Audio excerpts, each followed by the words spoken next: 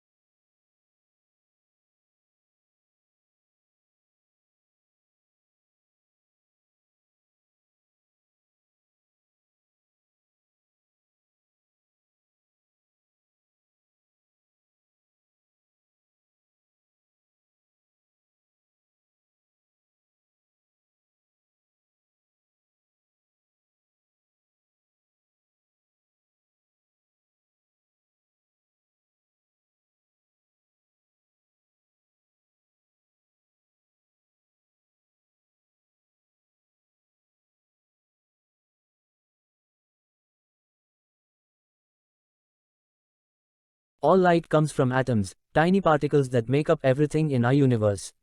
When atoms gain energy they give it off as light. An atom that has such energy is called excited. Some light is natural, like sunlight or light from stars. Other light is produced from things people make, like lamps or flashlights. A light bulb glows because electricity heats a wire inside.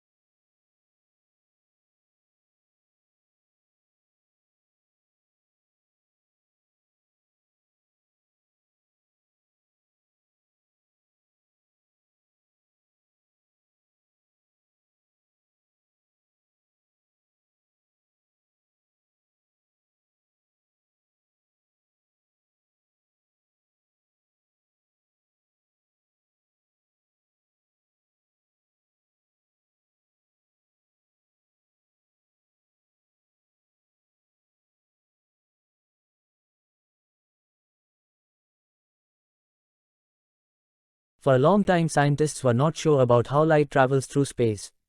Some thought that light behaves like a wave, others claimed that light particles travel in a straight line. Today, scientists agree that light is an electromagnetic wave made up of electrical and magnetic forces that travel through space at a very high speed. However, light is also a stream of particles called photons, which travel like a beam.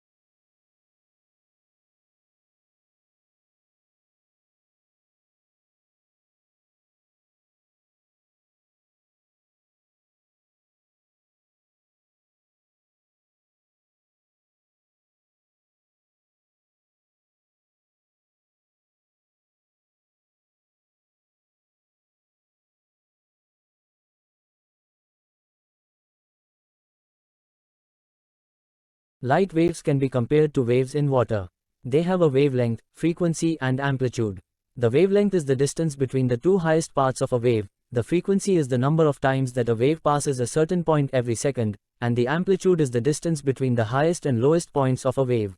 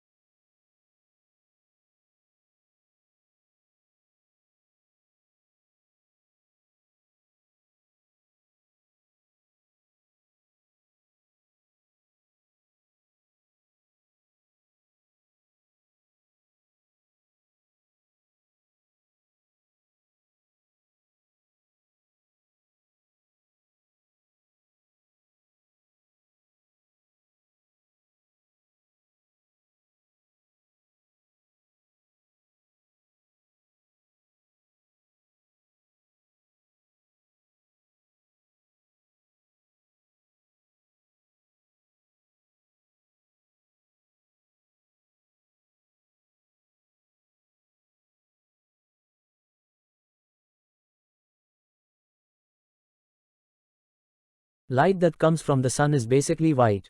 It is made up of all colors. When it passes through a specially shaped glass called a prism, it breaks up into different colors. When the sun comes out while it is still raining, we often observe a rainbow because light must pass through raindrops.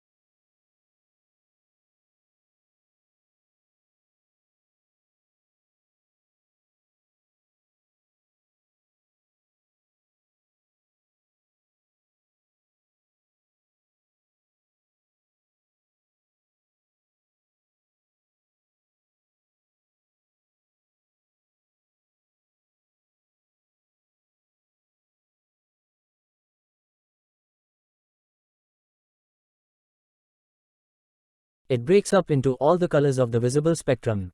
Violet light is at one end of the spectrum because it has the shortest wavelength. Red light, which has the longest wavelength, is at the other end. Ultraviolet rays are invisible waves with shorter wavelengths. They cause sunburn and may lead to skin cancer. In small amounts, these rays have a good effect on our skin because they produce vitamin D.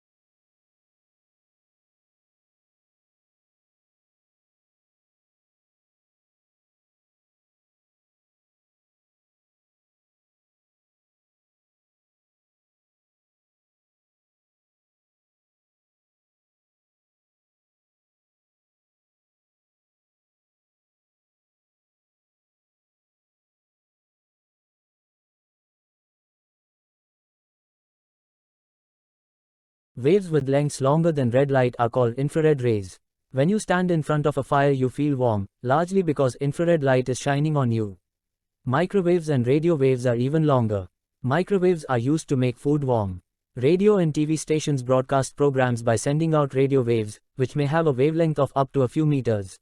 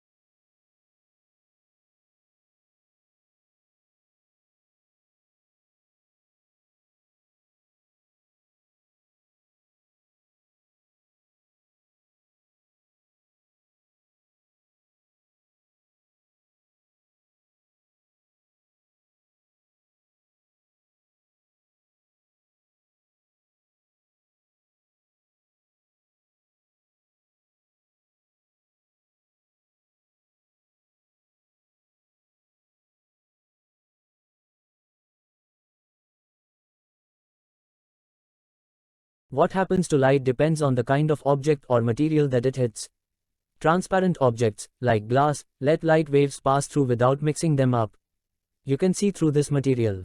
Translucent material also allows rays to pass through, but it mixes them up so that you cannot see through such objects clearly. Opaque materials don't let any light pass through.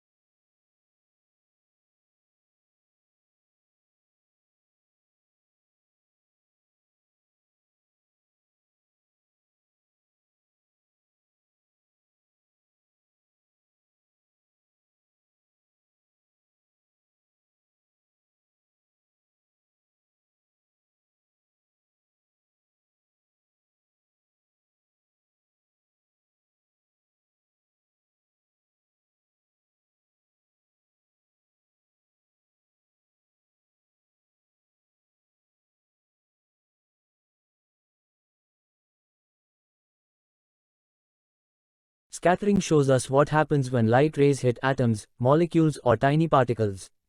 These particles send off light in new and different directions.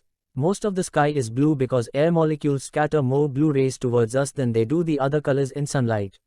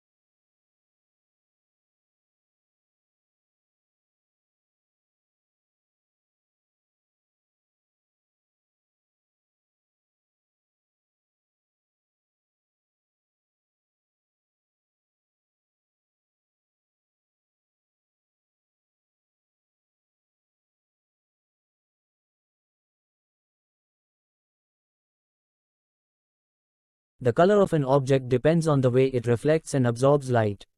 An object can absorb certain colors and reflect others. The color that we see is a combination of all the colors it reflects. We can't see the colors that it absorbs. An apple, for example, looks red because its surface reflects colors from the red end of the spectrum and absorbs the rest.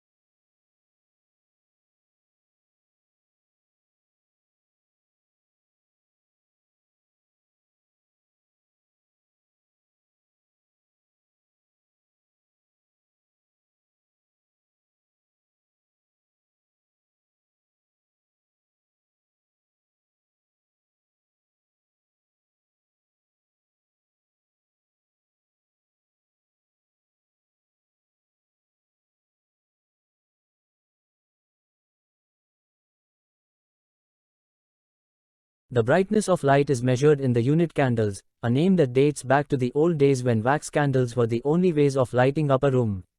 The amount of light that an object receives depends on how far away the light source is. If a simple candle shines directly on a flat surface that is 1 foot away, light has an intensity of 1 foot candle.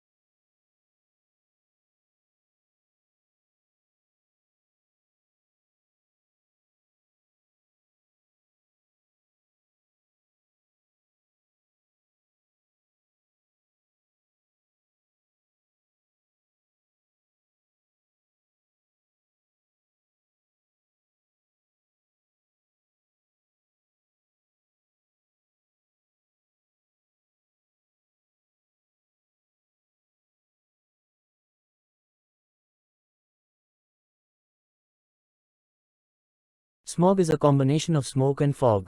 It occurs when gases from burnt fuel get together with fog on the ground. When heat and sunlight get together with these gases, they form fine, dangerous particles in the air.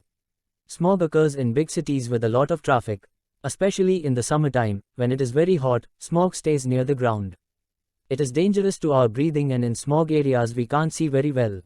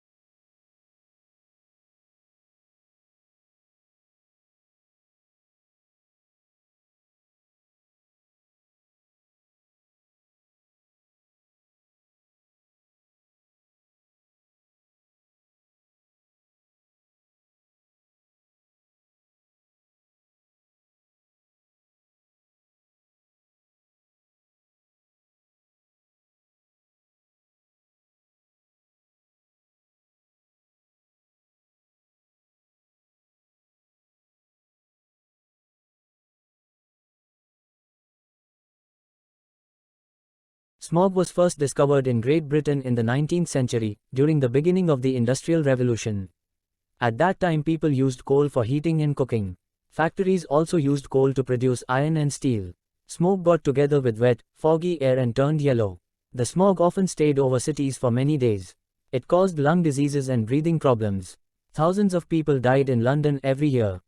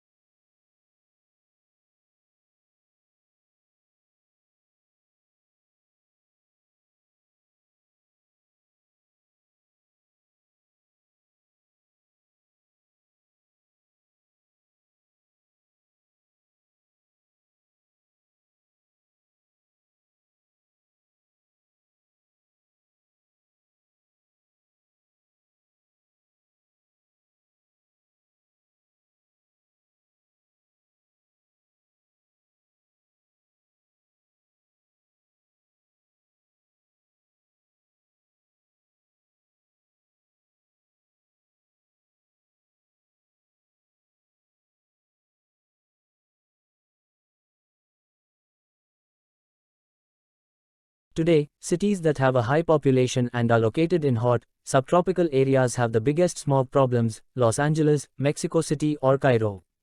A lot has been done to prevent smog recently. Factories use coal that doesn't have that much sulfur in it. And cars are much cleaner today. In some cities, cars aren't even allowed to drive on smog days.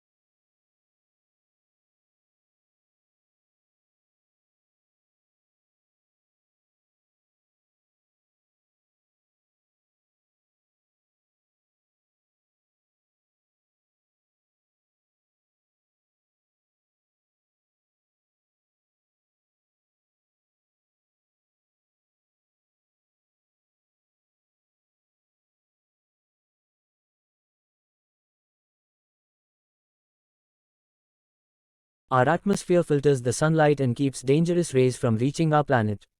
Without such a filter, it would get too hot during the daytime. At night, it prevents heat from escaping so it does not get too cold. Without an atmosphere, life on our planet would not be possible. It also makes our world a more pleasant place to live. Air carries sound waves, which let us hear voices or listen to music.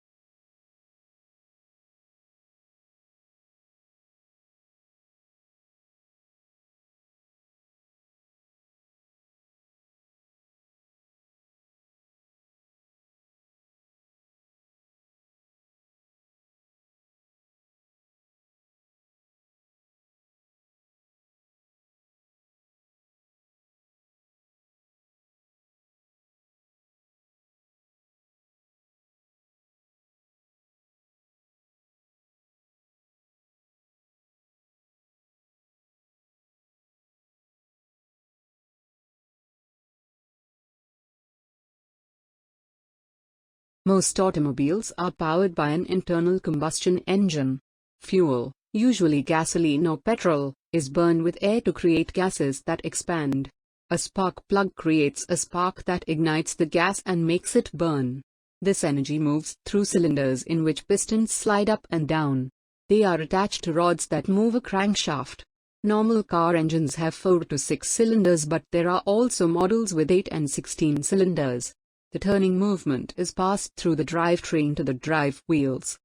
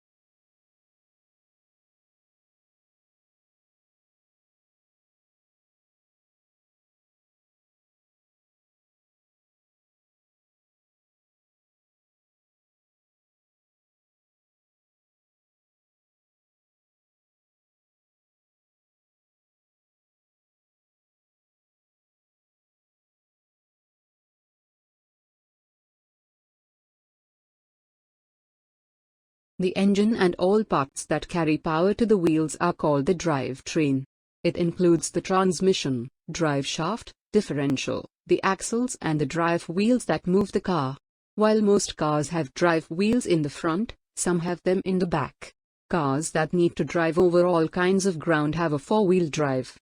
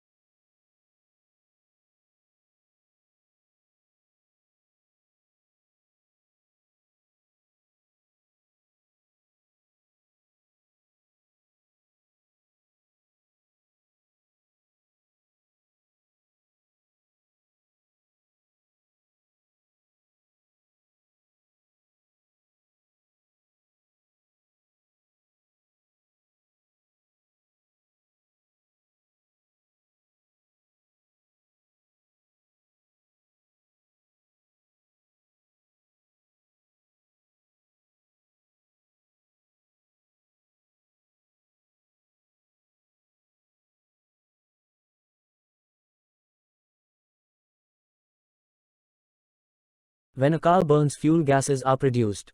They must be removed so that new fuel can be burned. The pistons in the engine cylinders force gas out of the engine. It passes through a muffler into tailpipes. The muffler also keeps the car running quietly. For about 30 years, cars have been equipped with a catalytic converter. It reduces pollution by converting harmful gases into carbon dioxide and water.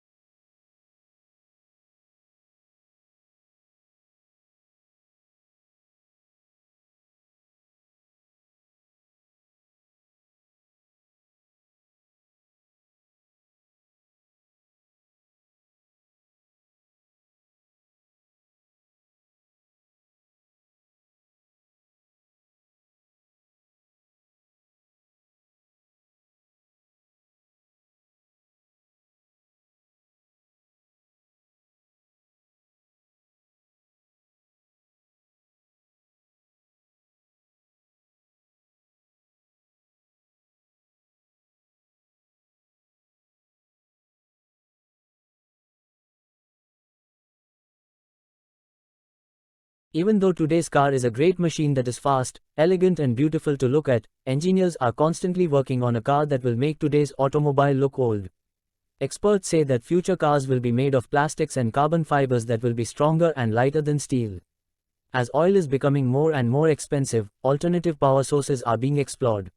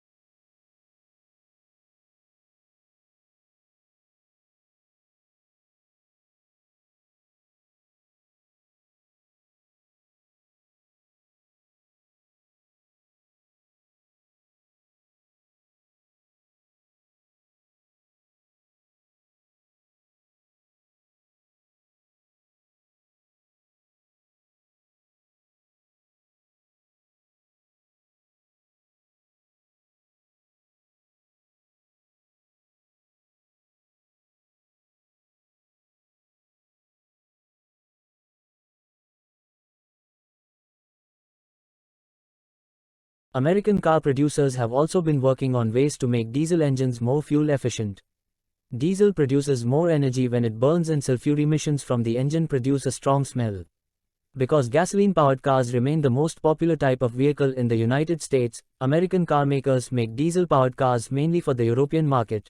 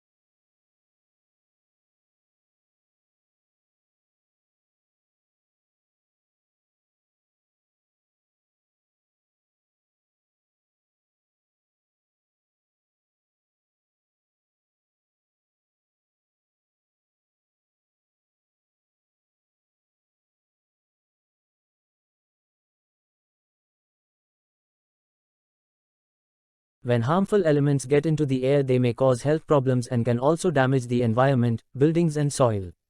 They make the ozone layer thinner and thinner and lead to the warming of the Earth's atmosphere and climate changes. Our modern lifestyle has led to dirtier air over the years. Factories, vehicles of all kinds, the growing number of people are some things that are responsible for air pollution today.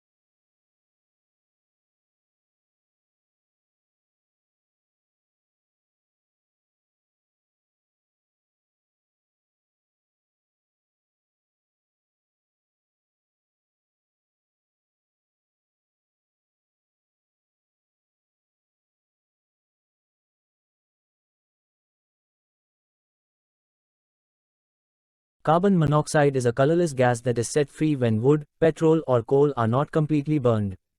It is also in products like cigarettes. Because of it, less oxygen enters our blood and it makes us confused and sleepy. Carbon dioxide is a greenhouse gas that gets into the atmosphere when we burn coal, oil or wood.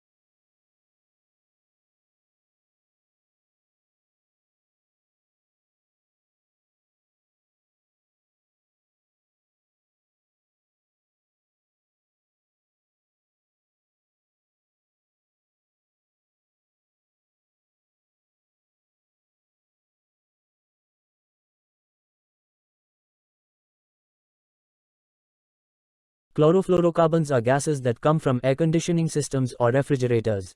When they get into the air, they rise high into the atmosphere. There, they get into contact with other gases and destroy the ozone layer. We need the ozone layer because it protects us from the sun's ultraviolet rays. Lead is in petrol, paint, batteries and other products. It is very dangerous if it gets into our bodies. In some cases it can even cause cancer.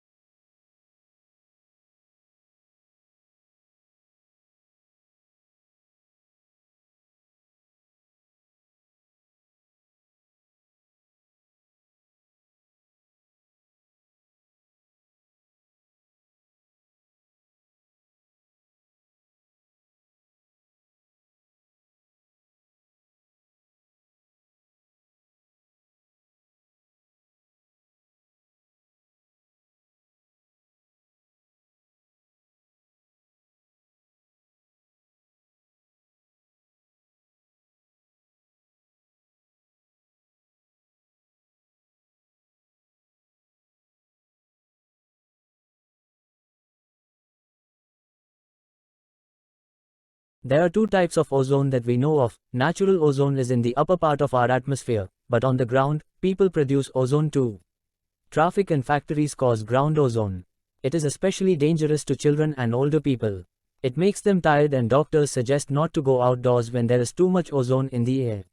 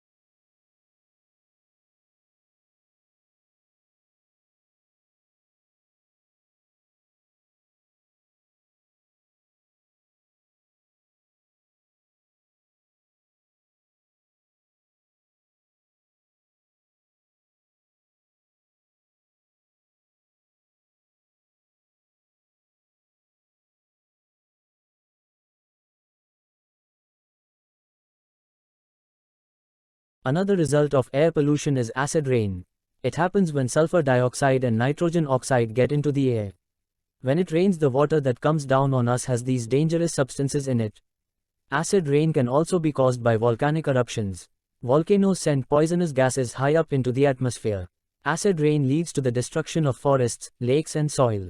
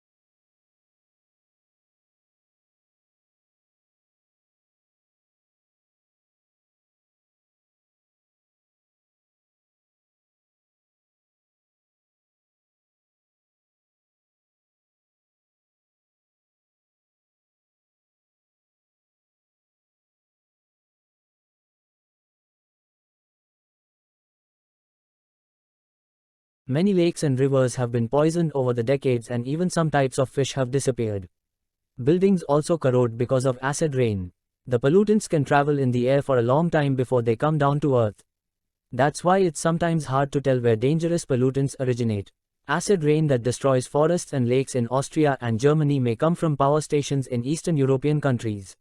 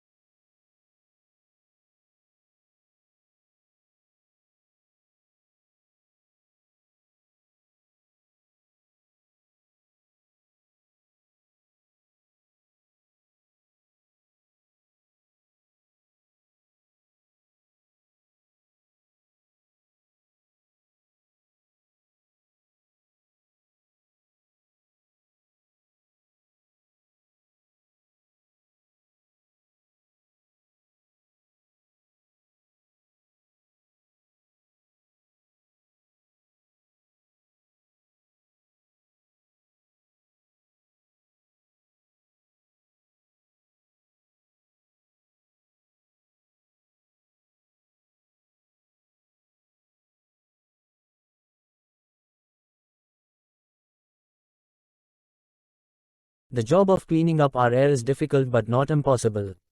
Choosing other forms of energy, like solar energy, wind energy, or tidal energy, could be used for controlling pollution. Cities like London have shown that better air quality can be achieved in a short time. But we individuals can also help make the air around us cleaner.